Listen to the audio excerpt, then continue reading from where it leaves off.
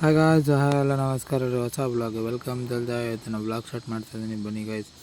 ಹಾಗೆ ನಾವು ಹೊರಟಿದೆ ಎಲ್ಲಿಗೆ ಅಂದರೆ ಸೀದಾ ಮಡಿಕೇರಿ ಗೈಸ್. ಯಾಕಪ್ಪ ಅಂತ ಹೇಳ್ತೀನಿ ಬನ್ನಿ. ಸರಿ ಬಾಯ್, ಟಾಟಾ ಬಾಯ್. ಈಗ ಎಸ್ಕಾಯ್ತು, ನಾನೀಗ ಹೊರಟಿದ್ದೀನಿ ಮನೆಯಿಂದ ವೈಫ್ನ ಕೆಲಸಕ್ಕೆ ಬಿಟ್ಟು. ನಾನದೇ ನೋಡಿ ಗೈಸ್, ಕಣ್ಣಲ್ಲಿ ತುಂಬಿದೆ. ಫುಲ್ ಎಮೋಷನಲ್ ಆಗ್ತಿದ್ದಾರೆ ಗೈಸ್.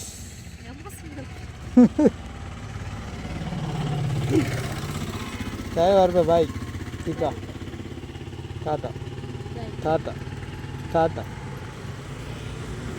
ಬಾಯ್ ಈಗ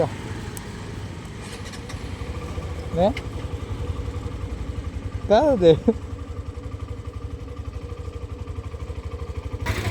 ಟಾಟಾ.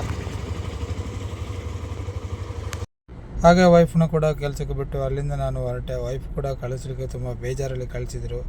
ಅವ್ರಿಗೆ ಕಳಿಸ್ಲಿಕ್ಕೆ ಇಷ್ಟೇ ಇರಲಿಲ್ಲ, ಆದರೂ ಏನೋ ಹೇಳೋದು, ಕೆಲಸ ಇದ್ದ ಕಾರಣ ಹೋಗಲೇಬೇಕಾಗಿದ್ದ ಕಾರಣ ಆಗಿ ನಾನು ಅಲ್ಲಿಂದ ಮತ್ತೆ ಹೊರಟೆ ಗೈಸ್. ಆಲ್ಮೋಸ್ಟ್ ನಾನೀಗ ಮೈಸೂರು ರೀಚ್ ಆಗ್ತಾ ಬಂದೆ. ಮೈಸೂರು ಇನ್ನೊಂದು 20-25 ಕಿಲೋಮೀಟ್ರ್ ಇರ್ಬೋದು ನನ್ನ ಪ್ರಕಾರ ಇಲ್ಲಿಂದ.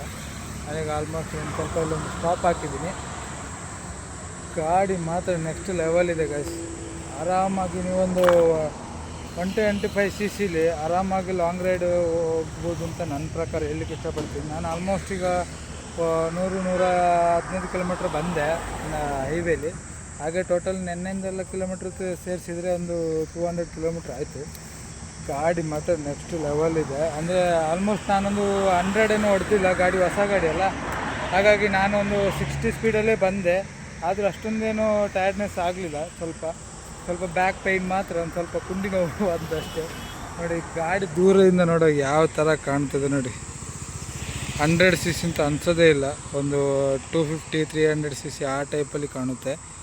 ನಿಜವಾಗ್ಲೂ ಹೇಳ್ತೀನಿ ಗೈಸ್, 125 cc ಇಷ್ಟು ಸಣ್ಣ ಸೆಗ್ಮೆಂಟಲ್ಲಿ ಒಳ್ಳೆ ಗಾಡಿ ಬಿಟ್ಟಿದ್ದಾರೆ ಮಾತ್ರ ಶೋರೂಮವರು.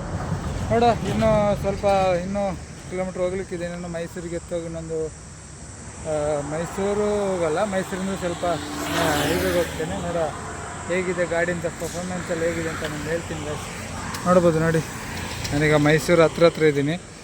ಗಾಡಿ ಮಾತ್ರ ನೆಕ್ಸ್ಟ್ ಲೆವೆಲ್ ಇದೆ ಗೈಸ್. ನೋಡ್ಬೋದು ನೋಡಿ ಯಾವ ಥರ ಇದೆ ನೋಡಿ.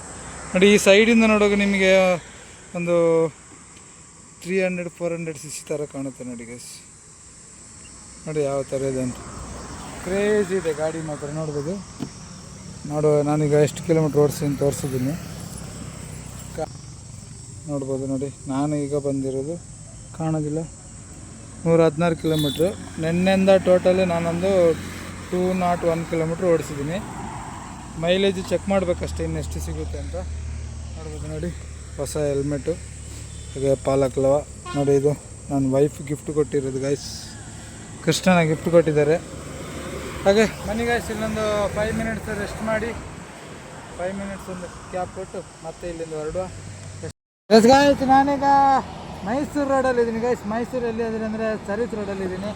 ನೋಡ್ಬೋದು, ಆ ಕಡೆ ಎಲ್ಲ ಹೋದರೆ ಬೆಂಗಳೂರಿಗೆ ಹೋಗೋದು ನೋಡಿ. ಆ ಕಡೆ ಬೈಕ್ ಅಲೌಡ್ ಇಲ್ಲ, ಈ ಕಡೆ ಮಾತ್ರ ಸರ್ವಿಸ್ ರೋಡಲ್ಲಿ ಹೋಗ್ಬೇಕು ಬೆಂಗಳೂರು ಹೋಗ್ಬೇಕಂದ್ರೆ. ಈಗ ಆಲ್ಮೋಸ್ಟ್ ಒಂದು 2-3 ಕಿಲೋಮೀಟ್ರ್ ಬಂದೆ ಮೈಸೂರು ರೋಡಿಂದ ಹೈವೇಗೆ.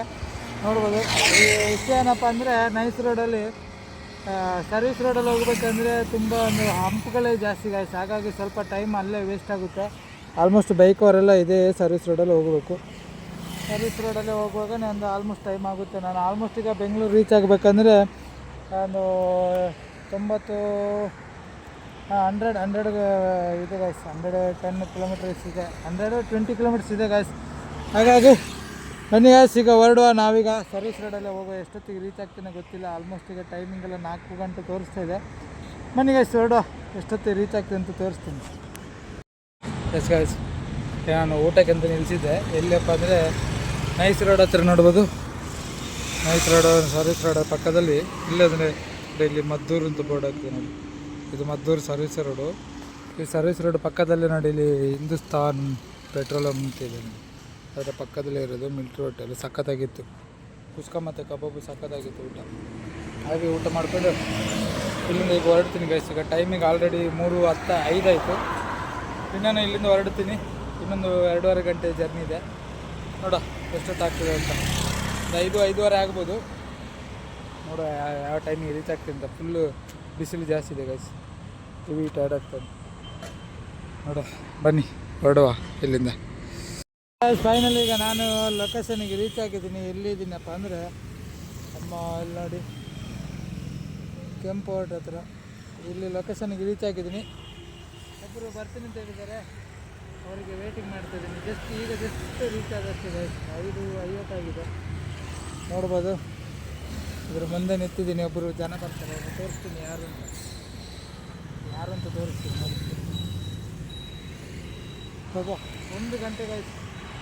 ಶೃಂಗೇರಿಯಿಂದ ಇಲ್ಲಿ ಬರಬೇಕಂದ್ರೆ 1 ಅವರ್ 1.5 ಅವರ್ ಬೇಕು. ಒಂದು ಟ್ರಾಫಿಕಲ್ಲಿ ಹೋಗ್ತಿದ್ದು ಘಟೇಶ್ವರ ಆಯಿತು. ಫುಲ್ ಟ್ರಾಫಿಕ್ ಆಯ್ತು. ಓಡಿಸಿ ಫಸ್ಟ್ ಟೈಮ್ ಅಲ್ಲ, ಗಾಡಿ ಓಡಿಸಿ ಅಭ್ಯಾಸ ಇಲ್ಲ ಟ್ರಾಫಿಕಲ್ಲಿ. ಈಗ ಬರ್ತಾರೆ ನಮ್ಮೊಬ್ಬರು ಸ್ಪೆಷಲ್ ಪರ್ಸನ್. ನಾನು ತೋರಿಸ್ತೀನಿ ಯಾರು. ಎಸ್ ಗಾಯ್ಸ್, ಈಗ ನಾನು ಹೇಳಿರೋ ಜನ ಬಂದಿದ್ದಾರೆ. ತೋರಿಸ್ತೀನಿ ಅವ್ರು ಯಾರು ಅಂತ. ಇಲ್ಲಿಗ ಹೋಗಿದ್ದಾರೆ ನೋಡಿ, ತೋರಿಸ್ತೀನಿ ಯಾರು ಅಂತ. ಬಂದಿದ್ದಾರೆ, ಒಂದು ರೌಂಡ್ ಹೋಗಿದ್ದಾರೆ. ಯಾವ ನೋಡಿ ನಾನು ಹೇಳಿರೋ ಜನ ಇವ್ರಿ.